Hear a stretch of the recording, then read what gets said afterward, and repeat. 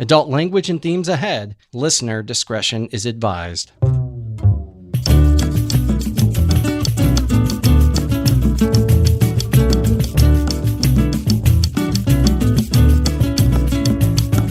Stop with the doom scrolling and put down your phone. It's time for Going There. Taboo topics are back on the table. Hey everyone, this is Matt. Welcome to the Going There podcast bonus episode. We have with us in the studio Lindsay, my wife. Hello. And we have with us two very special guests. They are the hosts of their own podcast, Wendy and Juan, and we are talking to them from Japan, which is, I think that's our furthest connection so far. That's pretty cool. Or at least close, yeah. Well, the Earth is flat, so they're on the other side of the square. Okay. Right, so, of course. So, guys, thanks so much for joining us. Why don't you tell our audience about your show? My name's Wendy, and I'm the co-host of the Don't Tell My Grandma podcast. And I'm joined here by my wonderful husband. Aww. Yeah. We started podcasting, how long has it been? Almost a year and a half now. And we've been trying to bring candid conversations to the table that maybe our grandmas wouldn't want to hear. Yeah. Nevertheless, we proceed to bring uncomfortable, fun conversations that we hope our listeners can benefit. We feel like we have a lot of interesting points of view because we come from different upbringings and different cultures. And we met in Tokyo, where we also were exposed to a lot of different people and ways of thinking. And so I feel like it was natural for us to feel like we should definitely share the conversations that we have. It's always fun and enlightening. And I feel like that's what our listeners appreciate the most. It's just that they feel like they're in the table with us, having a conversation with their friends. And I want to add that we started our podcast during the whole quarantine, the start I think of the a lot quarantine. of people did. So yeah, we decided like, hey, this is the best time. Why not? Yeah. Right. We don't have anything else to do, so it worked out really well. So, where are you guys from originally? I'm from Arizona. I was adopted from China, but I lived my whole life in Arizona, went to college in California, and shortly after, a couple years after working in Arizona, I moved to Japan. And I'm from Dominican Republic. I've been here in Japan for about almost 6 years now. And I've lived most of my life in DR. Yeah. Santo Domingo representing. Yay. Yeah. So what we wanted to chat with you guys about is cultural differences in relationships. And I think you guys are a great example of that and how it can work really well. There's a lot of times where I think relationships, the cultural differences between the two families or the two people end up sabotaging the relationship. Some of it is expectations. Well, they better convert. They can just drop that baggage at the door and they can become one of us. That's not what relationships are about, right? It's about loving the person for who they are. Lindsay and I are both obviously very boring white bread people. So I wouldn't say boring. I've dated people, and so has she, that are from different cultures. Okay, so for example, I dated a few Jewish girls. And I remember they never got far enough for us to talk too deeply about it, but it was kind of, would they convert or would you convert? And I'm like, who has to convert? Who gives a shit? Yeah. I'm not deeply religious. I'm spiritual. It's not like, wait, you don't believe in Jesus? Oh, whoa. It's like, are you a good person? Yeah. Okay. I don't really care. But Lindsay, you dated a Greek guy. I did. Boy, it's been a while. It's been over 10 years ago. But yes, I dated someone who was first generation American, Greek Orthodox family for about 3 years. And my relationship did get to the point where it was talking about if it were to get more serious, what would that look like? And there was an expectation to convert. And that was... And when you say convert, I mean, that's like Catholic, right? It's the Greek Orthodox Catholic. It's the Greek Orthodox Church, yes. So Yeah. It would be converting from me, who was raised as very like Methodist kind of whatever. We really weren't that into church. Always like Matt have been more spiritual than religious. Going to, making this big shift. If you want to get married into this family, you will convert to Greek Orthodox and you'll raise your children in the church. For me, though, I think that was a big stopping point in the relationship. Not that that was the linchpin. There were definitely other things that caused the relationship to end, but when I realized I wasn't just going, oh, sure, yeah, that'll be fine, to, oh, crap, I might actually have to do this, and I'll have to get baptized again and go to classes. And it reminds me of Charlotte in Sex and the City when she converts to Judaism for her husband. Going to the classes and like learning all of that stuff, it was like, whoa, that's a lot. And I wasn't comfortable with it. And while part of it is kind of nice that you're like, I'm willing to do these things for the person I care about, at the same time, it's like you're a nesting doll and they're just kind of putting you in the nest. They want to turn you into one of them, which...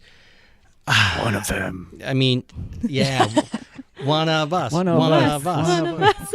Oh, you guys actually get that reference. Hardly anybody Of course. does. No, but I also think too, there is something to be said about like the culture and having that cultural desire and tradition to have the people who come into the family convert. I can see that side of it, but that other person would either have to not have a strong tie to any religious group, and they're not the only ones who, of course, expect people who are not of the faith to come into that. Not at all. But family. There is the expectation that now you're going to be all of these things. And then they're going to tell you when you're going to have children. Then they're going to tell you how to do this. And that's the problem. And I get it. It's a balancing act because it's like you want your family to embrace them and you want them to fit into your family. But more importantly, you want your family to embrace them for who they are, not necessarily for them to embrace your family. I care more about people respecting and caring about my significant other than I do if she necessarily likes all of them. Because let's be honest, family, I don't like all of them all the time, So how about you guys? Did you experience any of that kind of stuff, even in past relationships? Well, yeah, I wanted to say first that, like, I think a lot of people feel that dynamic of, like, a family having the expectation of this new potential member having to adopt this new culture of this new religion. It's mostly, the problems usually arise when what they're trying to make this person adopt is a religion. Mm-hmm. Yes. That's usually what the problem is. Like, yeah. Oh, you have to convert yourself towards this other religion that we in our family have internalized. Like, it's part of who we are. Yeah. That there's a lot more friction there. That, for example, this is our culture. We gather together every Sunday and like family dinners, and we are more open to visiting each other. And let's say you come from a culture where you're very distant with your family, like you left your house at 16 and you call your parents maybe once a month and stuff like that. So those changes of culture, for example, when I came here to Japan, there were a lot of things that I had to consider in terms of like, okay, if I marry a Japanese person, there's a lot of things that are expected of me that are cultural, not religious. Like I have to present myself to the family when the relationships get serious, and that means that marriage is soon to come. Like you have to give gifts, and you're also expected to receive stuff like the wedding is supposed to be paid, like the dowry. Yeah, and all exactly. That There's stuff. a lot of things that, to me, they're more palatable. That like religious expectations are like you have to go to church every Sunday, and you have to dress in a certain way. That's something that I wasn't very comfortable with. But a lot of the things that usually involve a different culture relationship or a marriage are usually just cultural stuff, and those are much easier to negotiate. Yeah. And I feel like that was something that I was comfortable with. Depending on the culture and depending on the who. Right. Especially when you have cultures that are, for example, misogynistic, or you have a culture that has some racism in it, or you have culture. I mean, those can be problematic too. But you're right. When it's when we're just talking about basic culture, I agree. Religion, as I often say on the show, religion mucks everything up. So I take it neither of you were raised super religious, or at least you didn't carry any of that into adulthood? Not at all for me. My family is very much spiritual. My mom she doesn't believe in God at all. She said, Wendy, God is dead. Now go meet a nice man. Yeah, everything before go meet a nice man. That's exactly how it was. Yeah. I mean, for me, my family is, I would say it falls into being very religious. It's very cultural in Dominican Republic. Yeah. It's a very Catholic-based culture. My mom was always like, it was more of a community to her that just like part of her life. She doesn't have that attachment of my life is defined by religion. She's just like, I like the friends that I have at church. Right. So she never really like wanted us to be very related to religion or like go to Catholicism and all the sorry, I don't know all the terms Catechism. and stuff. Right. So she didn't care about the ritual aspect Exactly. of it. She cared about the community aspect, Yeah. which is, to me, not religion. That's the beautiful part about Yeah. it. Congregation is important. When you can congregate about something Yeah. that isn't like, well, if you don't believe on everything on this pillar, you're going going to hell. Oh. Yeah. Have either of you guys ever experienced in past relationships cultural differences that were odd? Or is this your first, like, wow, we're really dating somebody very different than us? No. I dated a lot of people from different cultures. Like I had the opportunity to expose myself with, not that way, not expose myself. That's exactly. I was like, yeah, I was warned about you. No. He's exposing himself right now. Just for a listener, he was wearing a trench coat for the first half of this discussion, and now it's just You told. Just slipped off. You told. No. I got to meet a lot of people with different cultures and points of view. After you came to Japan? After I came to Japan, yeah. Oh, okay. I was going to ask you in the Dominican, because I know it's a big tourism spot, but mostly like Oh no, you know, man! Like in the resorts and stuff like that. if you see a blonde person with blue eyes, it's like, oh my god, what is this guy here? Oh, so different. Yeah, I know. That's what happened when I was there. Oh yeah. There you go. First-hand experience. Maybe it was you. Oh. Oh, okay. So yeah, when I came to Japan, I got to meet a lot of different people. From more than just the Japanese culture, too, Yes. right? Japan's kind of like a melting pot, Yeah, right? it's a big Right. hub. And Tokyo is the hub. It's an Yes. international Yeah. hub. Before COVID, right? Because it's completely different right now. And I dated people here in Japan that had expectations of me. They wanted me to become this like shell of a Japanese kind of person. Like, oh, you need to have a 9 to 5. You need to dress in a certain way. You need to learn Japanese perfectly. You need to like. There's a lot of cultural things here, like certain ways to. You have to bring gifts every time you visit family and friends and stuff. So there's a lot of things that were a bit odd to me. I was very open. I'm still very open. And so's the trench coat. If you could just close it again, that'd be great. All right. I'll help you. There. This is not the right crowd. Okay. No, it's great. I mean, if it was more than audio, people would just love this show. We would have just like went up in ratings tenfold. Okay. Yeah. I guess it's kind of like the acceptance versus the assimilation. I accept your culture and I love you for your culture, and I will play into it to a point. I'm not going to pretend to be somebody I'm not. I think that can be really harmful, whether it's religion or even what you said. I dated a girl not from Japan, but she was Taiwanese. She told me about how her mother, that she would tell her like this story, always marry down because this man will put you on a pedestal and treat you nice and you'll be a princess and he'll give you all his money. Wow. And I'm like, this is your like bedtime story? Oh. To her, it was like this fond memory, but it was very cold to me. From a trying to be non-judgmental place, because I talked to her about this, I just found it really bizarre. And I'm going, that's not my thing. Like, I don't want to be in that relationship where there's these expectations of service, I guess, is kind of Right. where I was at with it. If there's things you want from me, if I were your husband or even just boyfriend, like I will do those things. As long as we're honoring each other and taking care of each other, not me doting over it. Like, that's just never been me. I'm not, Lindsay. You did bring me toilet paper today, so that was really helpful. You had to go downstairs for it too. That's so, love. When yes. your spouse is in the bathroom and they run out of toilet paper and you're like, I got you. Yeah. That's so true. That's so true. You know what? That's marriage. I think we just defined it right there. You know it's going downhill if they don't show up for you with the toilet paper. It's like, oh, sorry, I'm too busy. Oh. You're like, what? I can't hear you. Yeah.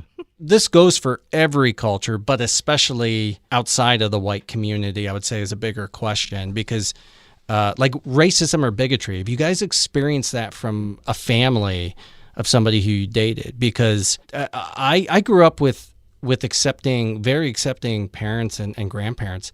But man, I was told a long time ago by my grandfather, you're not allowed to marry a black girl. And I'm like, first of all, Merry Christmas. No, I'm kidding. It was just kind of like, well, what's the big deal? You know, because obviously we grew up in a very different time. It wasn't that they thought less of them. They just thought cultures or the races aren't supposed to mix. While my grandfather was like deep Italian, married my grandmother, who was just like, you know, white. But it was like, well, you know, European white is European white. I experienced very similar messaging from certain members of my family as well. And I had many an argument at the dinner table, especially on vacation, just ruin it a little bit. Really just asking and trying to debate that because it never made sense to me. Yeah, I mean, it doesn't. Racism never makes sense when you critically analyze it. It's the unwillingness to question the status quo. I will say my story has a happy ending. My grandfather, within a couple of years of his death, suffering really bad. I'll never forget this moment. My grandmother and I, she was the sweetest lady in the world. And I remember she was kind of saying something like, Matt, I guess it would be okay if you dated a black girl. I don't know. I was just always told races shouldn't mix. And she was like struggling with it. And I'm like, this is so weird. My grandfather's in the car waiting for her. He's like, oh, come on, let's go. Sticks his thumb out the window, gives me a thumbs up and goes, Matt, you could marry a black girl. Was that like a contentious topic in your family? Like, but what if I dated a black girl? Dad, Grandpa? It's one of those conversations as a white person you do have with your family Really? at some point. Yeah. If taboo topics aren't on the table, you don't know. Right. That's why I think anti-racism is important, because if it's not taught that all races are equal, that all religions are equal, if it's not taught that, well, I actually asked my mom, I said this early on one of our other episodes, because we grew up around like no black people and we went to this new school. There was suddenly all these different people. It was much more diverse. And I went home and asked my mom, is my friend allowed to spend the night? She's like, yeah. And I'm like, well, he's black. And she's like, yes. Why would you even ask that? But the problem is we don't know. Yeah. Like, because we learn racism through nuanced things, Yes. but we're not taught against it. Right. Yeah, some of us are actually told, well, have your fun, but don't get married. Have either of you felt that from other people who you've dated, not necessarily them, but their families and stuff? Because I know I've seen that a lot in the white community, and it's really sad. Right. And again, there's racism against white people too. I've seen that as well. But have you guys ever experienced any of that? I can't say that I have. I'm extremely fortunate to have been raised in a quite liberal, I call it the liberal gem of Arizona. I was exposed to different cultures, and my parents are white, but they're very open-minded, and they always raised us to be open to other cultures as well. However, I do often think about, since I am adopted, I think about, especially now that I'm in Asia, how my life would have been if I would have stayed in China and had Chinese parents lining up all of these expectations for me, lining up suitors. You would have probably only been able to marry a Chinese man. Exactly.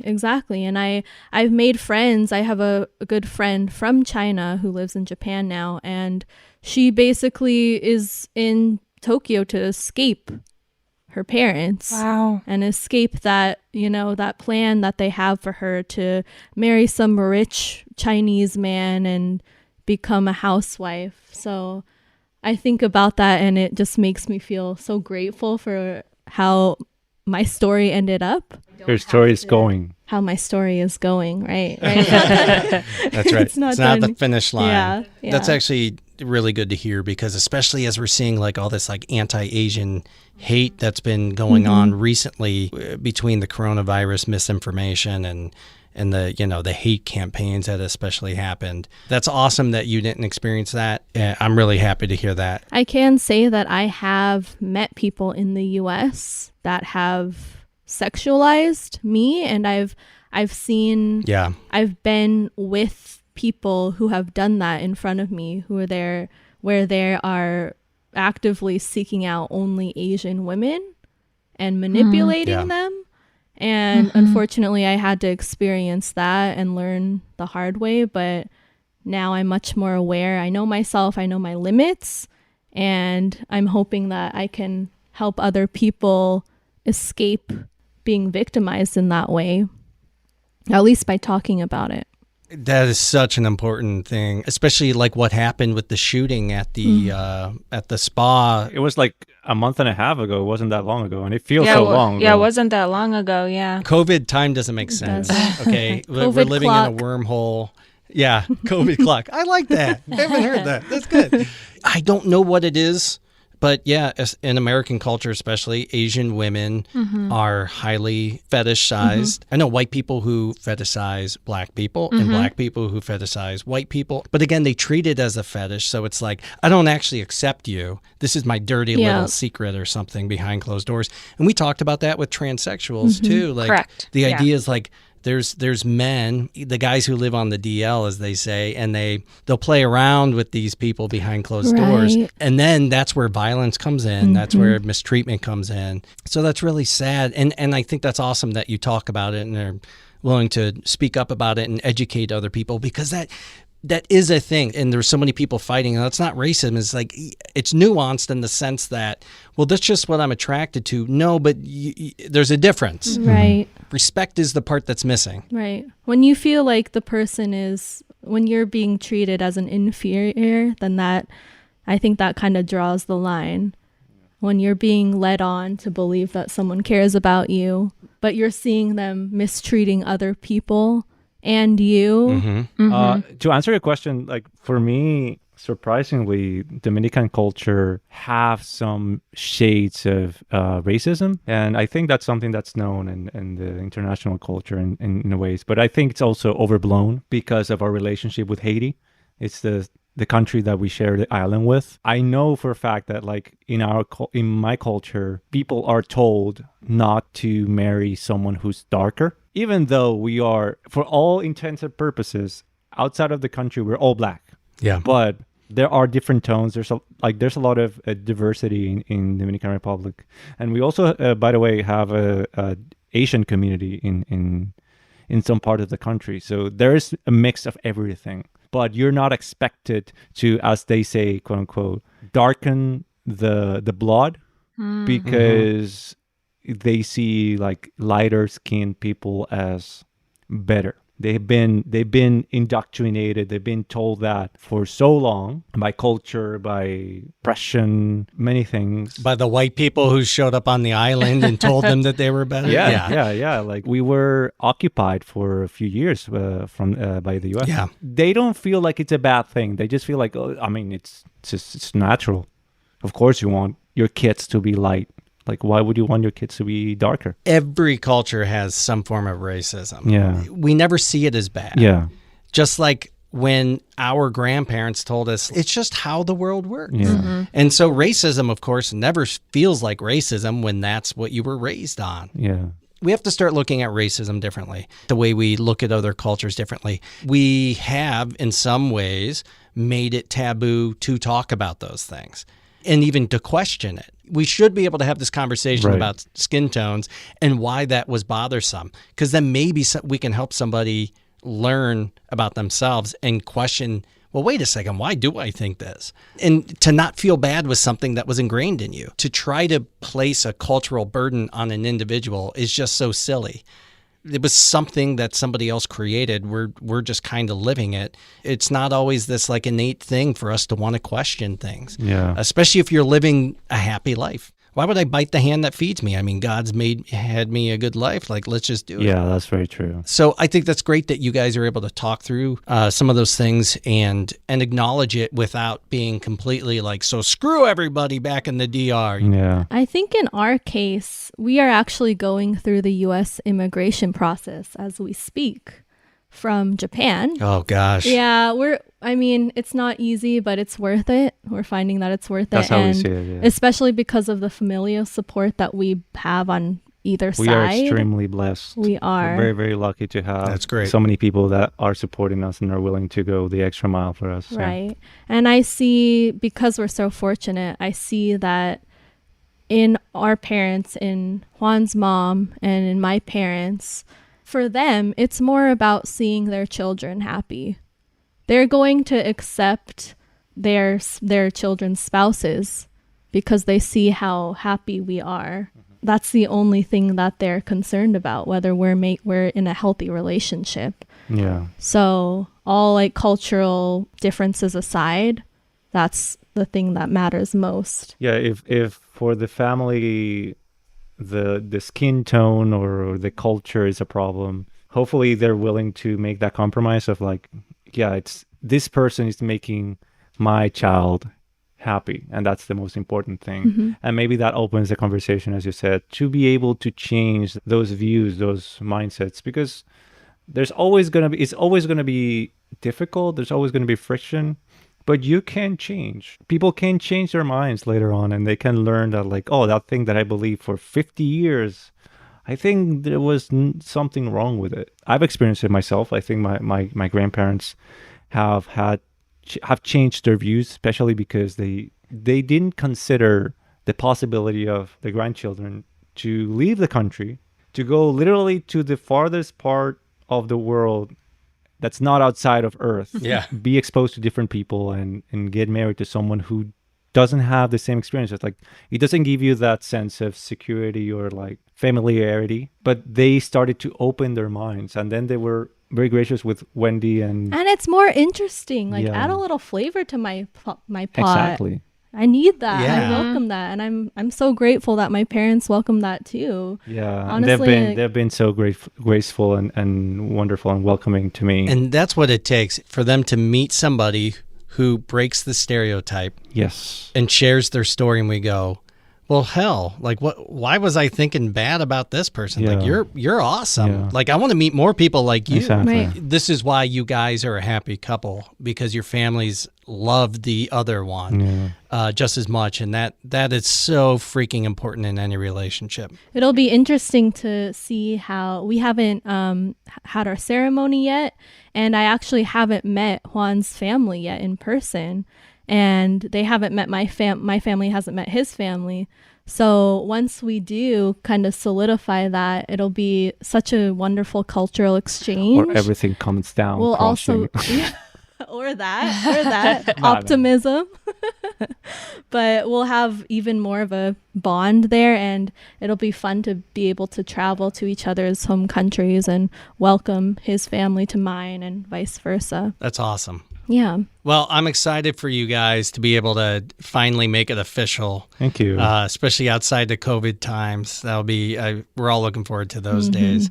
Thank you. Do you guys want to go ahead and plug your show and where people can find you guys? Sure, absolutely. So we have an Instagram account and a Twitter. On Instagram, you can find us at A Journey for Wisdom. And our Twitter account is A Journey for Wisdom. 4 is the number. Yeah, you can also email us at podcast@don'ttellmygrandma.com. And you can find us on Apple Podcasts or Spotify or anything at Don't Tell My Grandma Podcast. We're always bringing the fun conversations to the table. So Your yeah, grandma find us might there. want to cover her ears. Yes. Yeah, I feel like we threw grandparents under the bus on this episode. Let me just say, my grandparents were all very lovely people. They were just, products of their culture and time. That's right. Towards the end of their lives, I can confidently say, I think they started to wake up a little bit more and question things too. Yeah. Lindsay, I feel like there was something left unsaid over there. Did I pass by you? No, I was just kind of wrapping up, even though there may be folks in your life that I've heard where it's like, well, the cultural differences are just going to be too hard, or there are preconceived ideas about certain cultures. Don't let that deter you from going and exploring that, because I love the way that Wendy said, put a little flavor in my pot. Like, some of the things I experienced dating someone from a completely different culture, different language, different everything were so fun and so cool. And the food was amazing. And just lots of really good things that did enrich my life, even though the relationship wasn't something that was going to last and be something that was a permanent thing. So I would say, yeah, definitely don't let the fact that there may be friction or bumps along the way or challenges deter you from experiencing that, because it absolutely can work out. So I just wanted to say that for the inevitable agent of the FBI or CIA that's listening to this episode, I don't have a trench coat. I'm not exposing myself. That was just a joke. Please don't Please immigrate us. Yeah, please immigrate us. We're good people. No, listen, he said as soon as he crosses over to the U.S., he'll stop pulling it out in public. Yes. And I think that's a great thing. Yes. I don't believe you. I mean, people don't change that quick, but hey, man, God bless you. Check out their podcast. Thanks for listening to one of our bonus episodes, and we're going to keep pumping these out in between seasons, and we're really excited for season 2 because we're going to get more awesome people like Wendy and Juan on the show to talk through all kinds of taboo topics. And thank you, as always, to Tyler, who is asleep at the desk, and my lovely wife, Lindsay, for adding in her 2 cents as always. Thank you. Thanks for having us. It's been a pleasure talking to both of you. It's been such a pleasure, guys. You know, when you come to the U.S., I won't be like crying, but I'll be a little bummed if you don't try to make it to Ohio or at least invite me to Arizona because I do like Arizona. Right, yeah, so we just went there and we had no problem doing it. But now it's up to you to go to thegoingtherepodcast.com for the links to our socials and all the places that you can hear the podcast. On the next episode. My podcast is called the Illuminating Mycelium Podcast. Yeah, I'm not as funny as you guys, but you have great taste in humor. She even said, and I think psychedelics are very good for you. I had 3 scary-ass episodes with some hallucinogenics, man, and I ain't going back. a lot of Christian concepts that we know about today trace their roots to paganism. Like, just one big example right off the bat is the concept of communion or a Eucharist. There's a lot of evidence to suggest that it actually traces back to a psychedelic Eucharist that was used by the Greeks. We are the Orthodox ass wipers of Northeast Ohio. Right. We're saving the world one ass at a time. Now bend your ass over.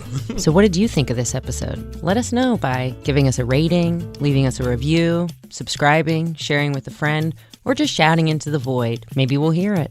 This podcast is made possible by its hosts and Frame One Media in association with Lindsay Baker, Tyler Kubisti, Michael Madgar, Joe Calley, and Bobby Thomas.